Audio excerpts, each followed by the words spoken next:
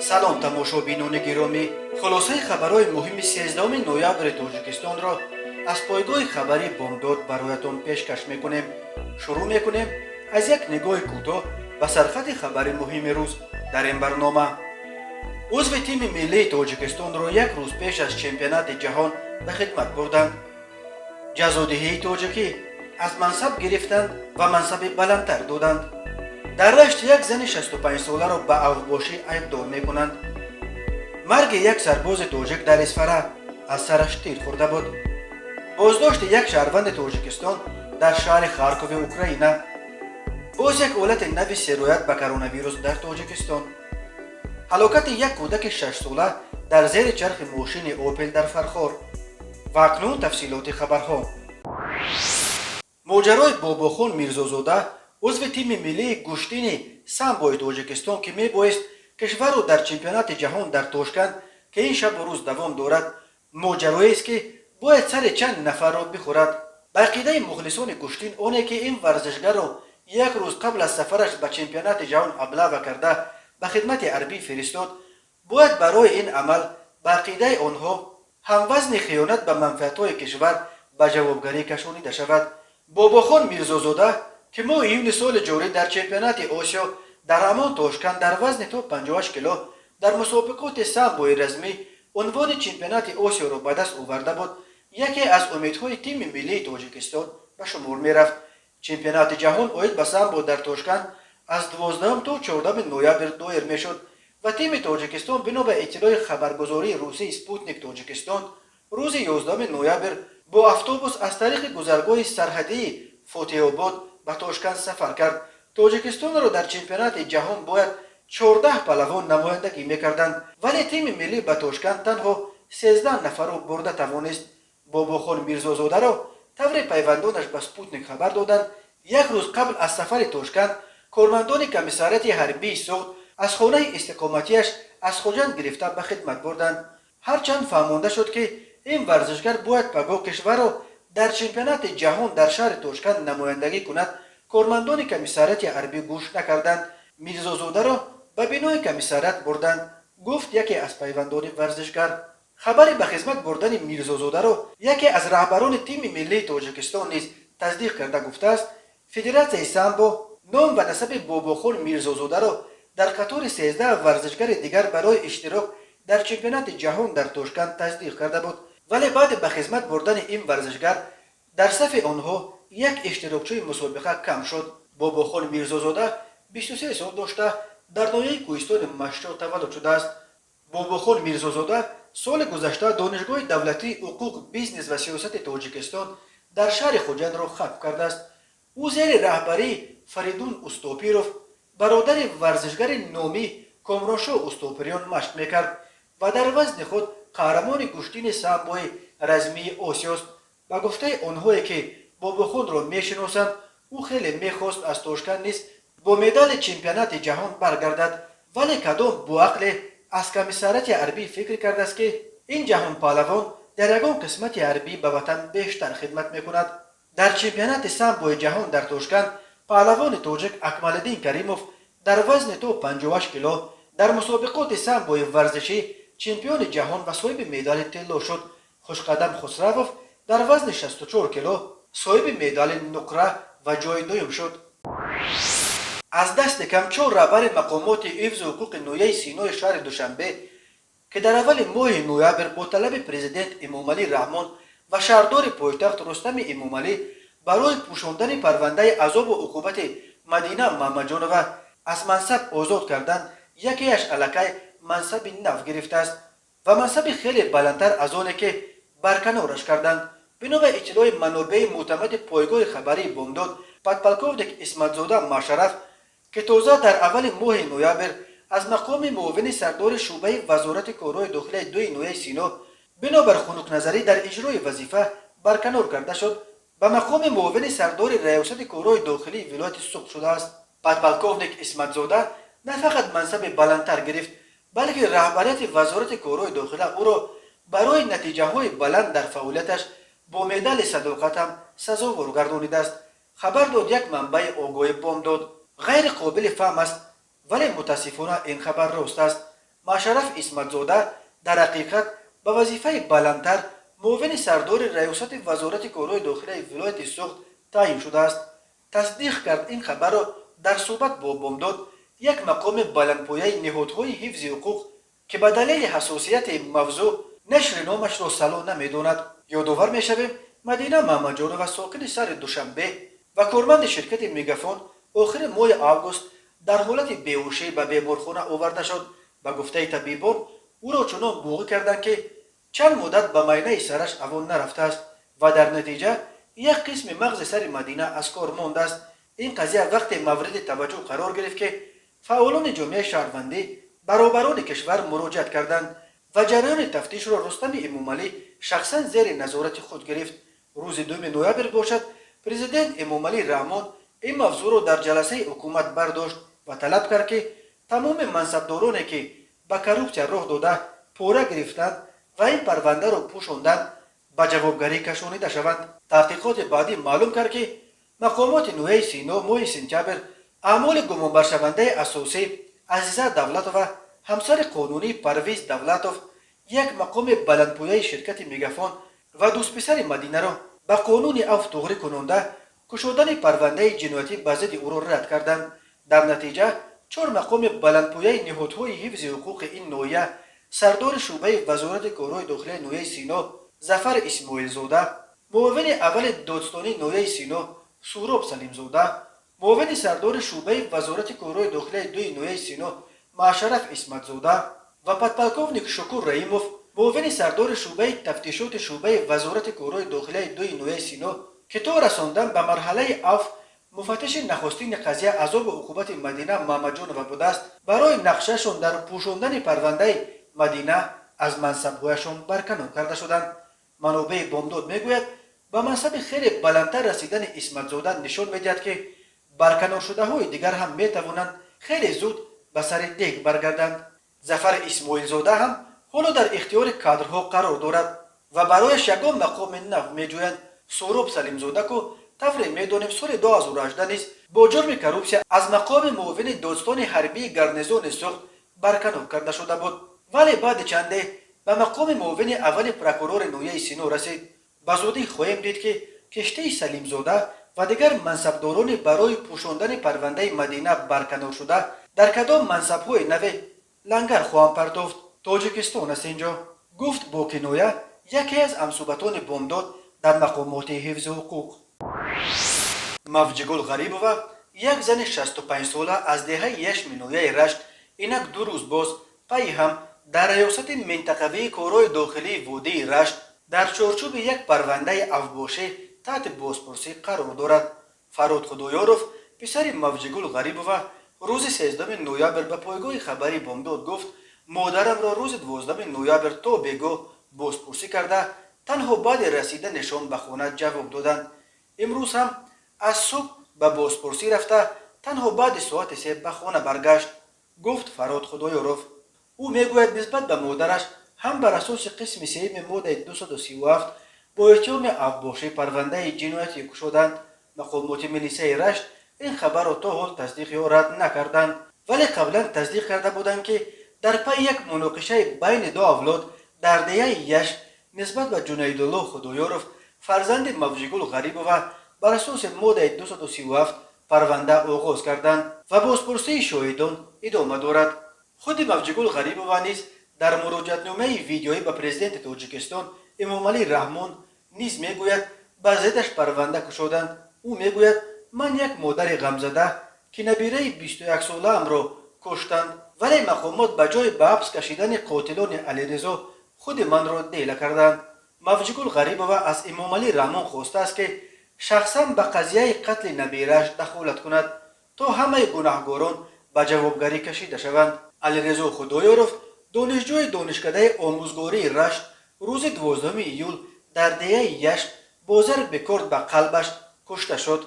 خدایاروف بر اینند که علیرضا را 6 نفر از اولاد به نام دشمن حسینوف طبق مصلحت پیشکی دست جمعانه کشتند، ولی مقامات تنها 2 نفر آنها را به حبس گرفتند. خدایاروف همچون دلیل ثبت ویدیوی سینا جان اسکندر یکی از اشتراک کنندگان حمله روز 12 ایول به و علیرضا را پیش می‌آورند که گمانبرشونده اعتراف می‌کند که آنها همان روز با قصد کشتن علیرضا آن جنجال را دامن زدند. خصومت خدای رفاه با اولاد حسین وفا از دهه یشت تاریخ چندین سال دارد. سال 2018 در پی زنازنی بچه‌های این دو اولاد در بازی والیبال 2 نفر را از خدای رفاه زندانی و علیرضای آن وقت هنوز نورس را حکم شرطی دادند. سال 2019 وقتی مقامات غرب به ضد جنیدالله خدایارف برای بلاگ‌های تنقیدیش با اتهام بافته سلفگرایی پرونده گشودند.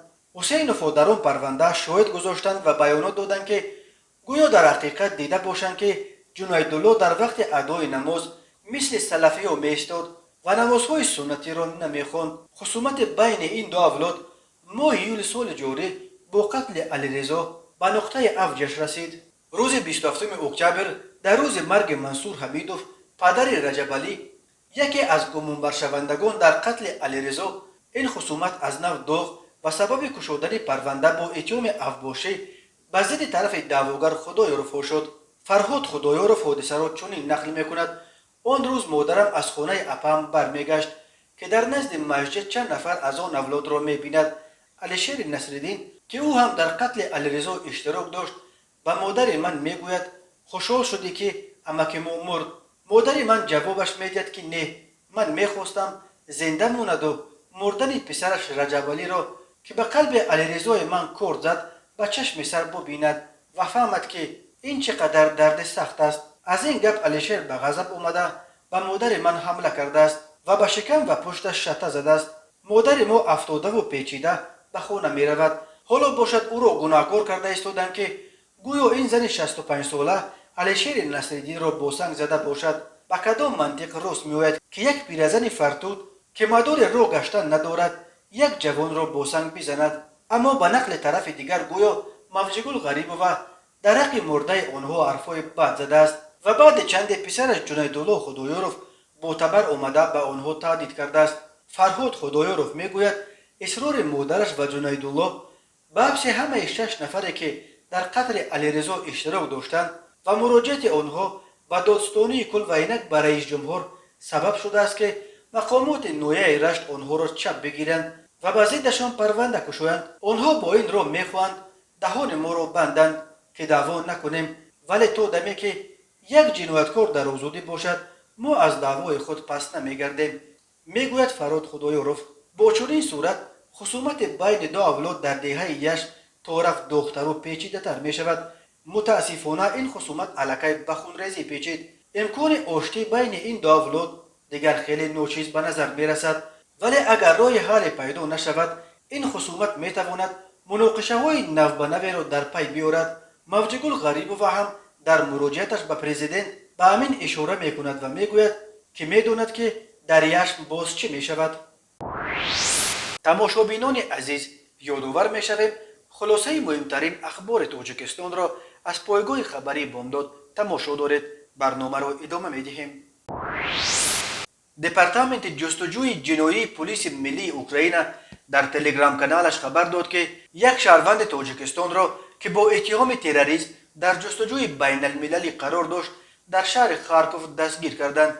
نام دستگیر شده اعلان نشده است، ولی در ویدیو نشر شده دیده می شود که برای بازداشت او نیروهای ویژه را سفربر کردند. گفته می شود شهروند بازداشت شده تاجیکستان 29 سال داشته از جانب مقامات تاجیکستان برای تشکیل گروه جنایی و جلب و فرستادن شهروندان دیگر به سوریه و عراق برای اشتراک در بنام جهاد جستجو می شود. در ویدیو دیده می شود که مرد بازداشت شده از پلیس اوکراین سبب بازداشتش را می پرسد و وقتی به وی جواب می دهند که در جستجوی بین المللی قرار داشت، او می گوید پس فهم است.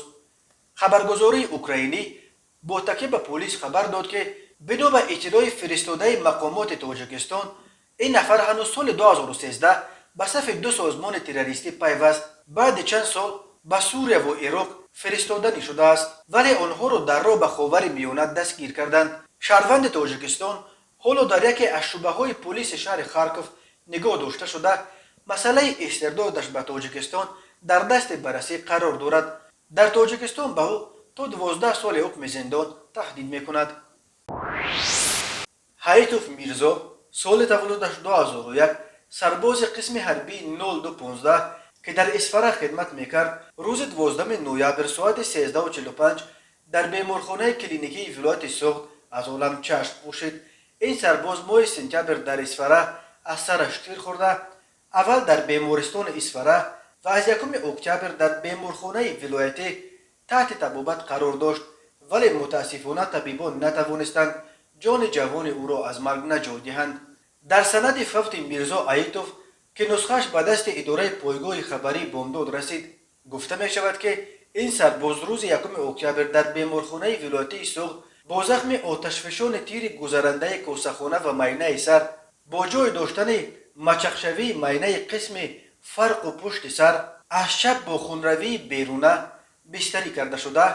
در جریان طبابت با عارضه میننگ انسفالیت شدید دوم درجه و ورمی مینه سر دچار شده است. قسم حربی رقم 0215 به قشون‌های سرحدی کمیته دولتی امنیت ملی تعلق داشته در اسفره کون بودم در مرز تاجیکستان با قرقیزستان مستقر شده است، ولی علت اثرش تیر خوردن میرزا ایتوف در ماه سپتامبر نوروشن باقی میماند. به سامانه بامداد هنوز میسر نشده است تحقیق کند که آیا او در یگان درگیری در مرز تیر خورده است و یا بر اثر یگان تصادف در قسم نظامی. میرزا ایتوف از جنوب تاجیکستان برای خدمت حربی به اسفره فرستاده شده بود. وزارت تندرستی تاجیکستان شام 12 نوامبر خبر داد که طی یک شبانه روز آخر در جمهوری باز یک حالت نو گرفتارشوی شهروندان به بیماری کرونا ویروس نو کووید 19 به قید گرفته شده.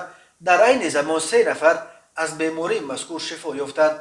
در دوام هفته روان این وزارت الکی 5 مورد نو سرایت شهروندان به کرونا ویروس را رسما تصدیق کرده است، ولی درباره 3 بیمار شفا یافته تفصیلات داده نشده است که آیا آنها از جمله همین 5 نفر در هفته جاری سرایت شده بودند یا پیشتر گرفتار شده بودند. یادآور می‌شویم که وزارت تندرستی تاجیکستان از 13 سپتامبر به این طرف تنها روز 15 اکتبر 2 مورد سرایت به کرونا ویروس در جمهوری را تصدیق کرده، دیگر تا هفته جاری موردهای نو سرایت به این ویروس را انکار میکرد. بنا به آمار رسمی وزارت در مجموع از آغاز پاندمی تا شام 12 نوامبر در کشور 17091 نفر گرفتاران سرایت کرونا ویروس نو کووید 19 به قید گرفته شده. از این شماره تا صحنه ذکر گردیده 16965 شفا یافتند، ولی 124 نفر بر اثر این بیماری فوتیدند. ولی منتقدان میگویند شماره واقعی گرفتاران و قربانیان کرونا ویروس در تاجیکستان خیلی بیشتر از ارقام رسمی است که وزارت تندرستی اعتراف میکند. ساکن محله 7 کیلومتر شهر دوشنبه صحنه 28 اکتبر سال 2021 تقریبا ساعت 17:00 از خانه به سمت نامعلوم برآمده رفته تا حال برنگشته است. از هر یک شما با احترام خواهش کرده می شود که در حالت یگان معلومات داشتن درباره کجا بودن معطره به رقم‌های زیرین زنگ زنید: 992 90 787 58 75 992 90 708 01 87. کمیته ایالت‌های فوق‌العاده تاجیکستان خبر داد که دسته نجات دهندگانش روز 11 نوامبر از کانال نیروگاه ورزوب یک ماشین سبکرو تمغه موسی را با استفاده از کران بیرون آوردند. گفته می شود روز پنجشنبه به قسم نوبداری کمیته خبر رسید که یک ماشین تمغه موسی که از شهر خوجند به سمت دوشنبه روانه بود در کیلومتر 8 راه دوشنبه ورزوب به آب سر و زیر شده است. نجات دهندگان کمیته فوراً به جای حادثه رسیده ماشین را اول با سیمتناب بستند و سپس با یاری غرغره آهسته آهسته از آب بالا کردند. خوشبختانه در این حادثه ناخوش کسی آسیب ندید. راننده خود مستقلانه توانست از داخل ماشین بیرون شود و خود را سالم به ساحل رساند.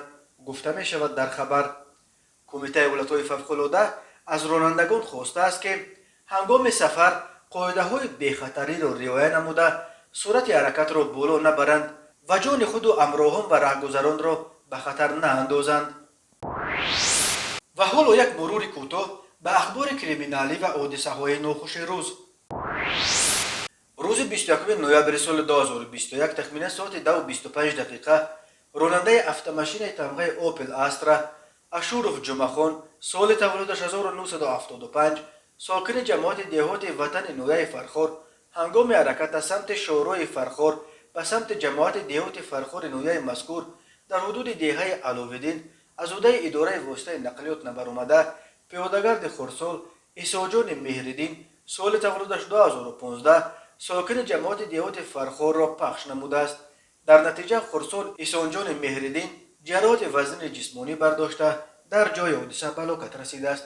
از روی این حادثه تحقیقات ادامه دارد.